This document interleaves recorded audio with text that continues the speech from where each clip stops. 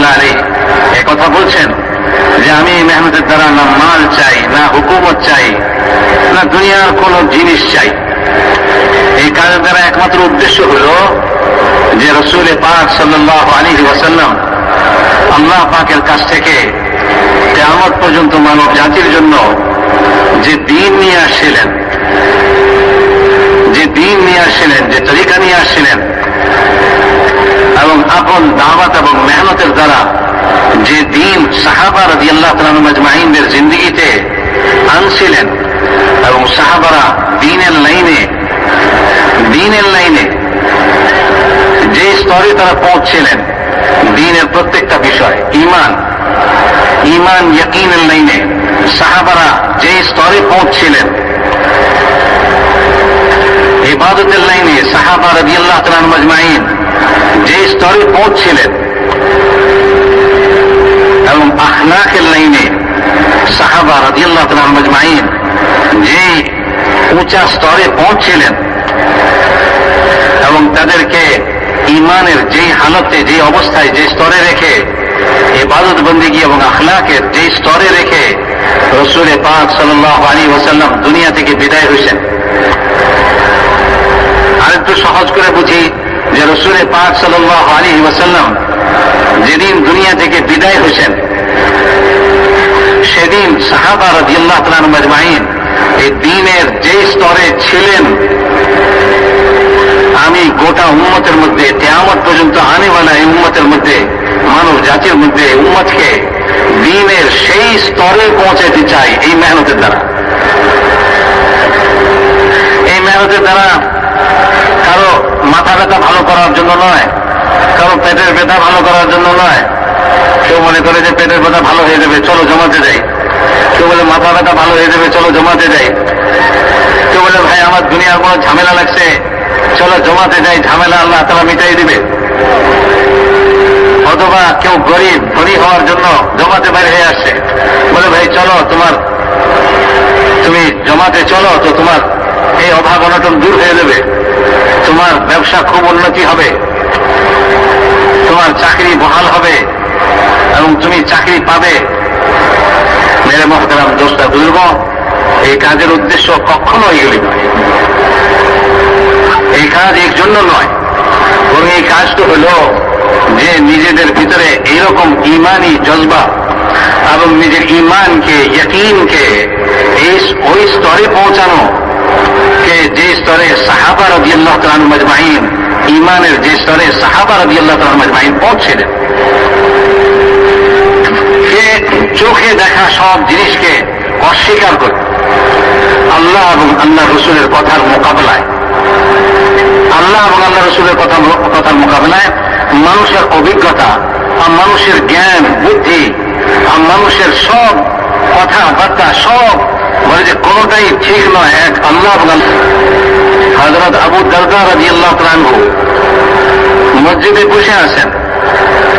একজন লোক এসে বলল যে হযরত আপনার মহল্লায় আগুন লাগছে, আপনার ঘর পুড়ে গেছে। তুমি বললেন কাযাবতা, তুমি ভুল কথা বলছো। দ্বিতীয় ব্যক্তি আসলো, সে বলল হযরত আপনার মহল্লায় আগুন লাগছে, আপনার ঘর পড়ে গেছে। তিনি বললেন কাযাবতা, তুমি ভুল কথা বলছো।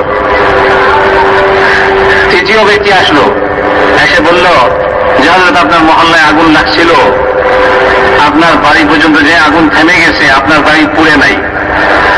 তো তিনি বললেন সাদাকতা, সত্যি কথা বলছো, তুমি ঠিক কথা বলছো। তো জিজ্ঞাসা করা হলো যে আপনি এখানে বসে, মসজিদে বসেই দুইজনকে বললেন ভুল কথা বলছো, অথচ আপনি দেখেন নাই, না দেখেই বললেন যে তোমরা ভুল বলছো। আর তৃতীয় ব্যক্তিকে বললেন তুমি ঠিক কথা বলছো, অথচ আপনি দেখেন নাই। তো না দেখেই একজনের কথাকে সত্য বলতেছেন, দুইজনের কথাকে মিথ্যা সাব্যস্ত করতেছেন, এটা কিভাবে হয়?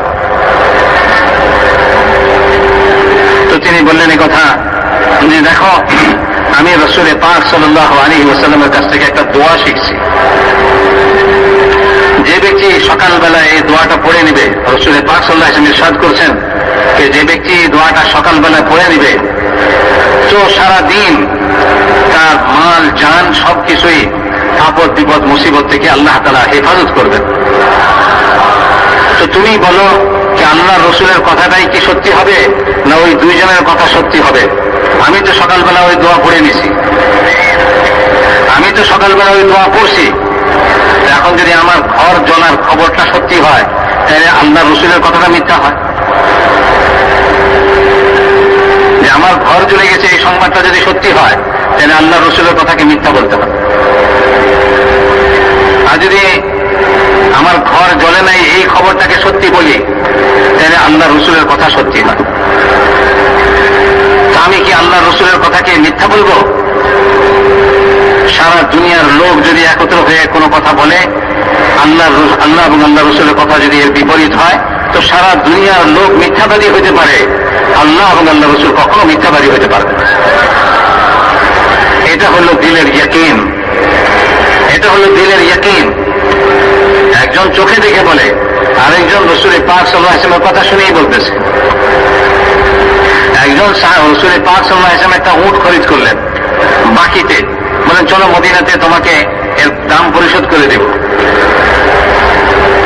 তো সে ব্যক্তি পিছনে পিছনে উট নিয়ে চললো, রাসূলুল্লাহ সাল্লাল্লাহু আলাইহি ওয়াসাল্লাম আগে আগে। লোকেরা তার হাতে উট দেখে দামাদামি করতে লাগলো,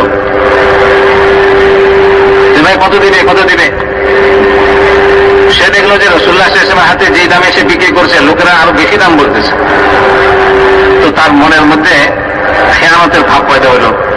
সে চিন্তা করলো, আমি যদি এখানে বিক্রি করে দিই তাহলে তো আমি হচ্ছে বেশি পয়সা পাই। তো সে রাসূলুল্লাহ সাল্লাল্লাহু আলাইহি ওয়াসাল্লামকে ডেকে বলতেছে, আপনি কিনলে কিনেন, আর না হলে আমি কিন্তু এই উট বিক্রি করে দিলাম। রাসূলুল্লাহ সাল্লাল্লাহু আলাইহি ওয়াসাল্লাম বলেন, কেন তুমি তো আমার কাছে আগেই বিক্রি করছো। বলে না, আমি বিক্রি করি নাই। বলে না, তুমি বিক্রি করছো। মানে আপনি সাক্ষী আনেন আমি যে আপনার কাছে বিক্রি করছি। লোকজন জড়ো হয়ে গেছে। তো এখানে একজন সাহাবী তিনি আসেন। তো আপোষের তর্ক বিতর্ক, সাহাবী বলেন কি হলো, বলে এই ঘটনা। তো তিনি বললেন, ওই সাহাবী বললেন, ইয়া রাসূলুল্লাহ, আমি আপনার পক্ষে সাক্ষী দিতেছি যে এই ব্যক্তি আপনার কাছে উট বিক্রি করছে। রাসূলুল্লাহ সাল্লাল্লাহু আলাইহি ওয়াসাল্লাম বলেন, তুমি কিভাবে সাক্ষী দাও? তুমি তো ওই সময় ওখানে ছিলে না, যখন তার সঙ্গে আমার বিক্রির কথা হইতেছিল তখন তো তুমি সেখানে ছিলে না, তুমি কি করে সাক্ষী দিলে? তো উনি বললেন, ইয়া রাসূলুল্লাহ, আসমান থেকে আপনার উপরে খবর আসে, সেটাকে আমরা সত্য বলে স্বীকার করি,